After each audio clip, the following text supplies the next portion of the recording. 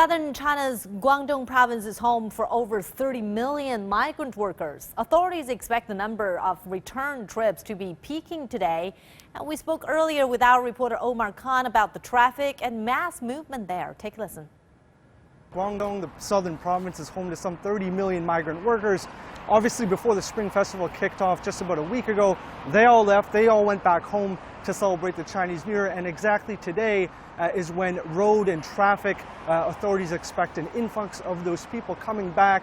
A lot of them will be taking cars and buses to come back to their places of living. And that increase, that spike is set to begin today. And that's going to go on for 5 days. That's going from the 17th to the 22nd, a total of 5 days in that sort of first wave of those coming back to Guangdong and major cities like Guangzhou and Shenzhen.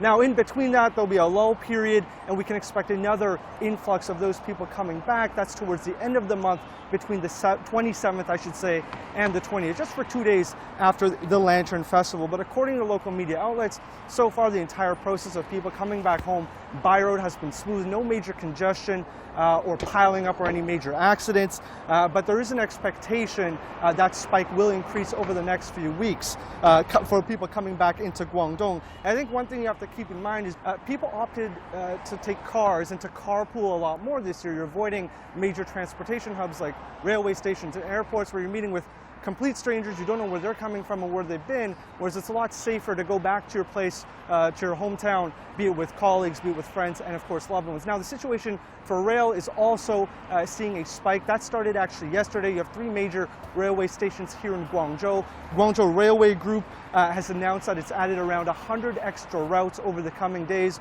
That, of course, includes standard trains, high-speed rail, and even some night routes, which is expected to move around 1.1 million people in the next couple days and perhaps up to a week. And finally, for air, I just actually came back from Hainan province to Guangzhou about 3 days ago.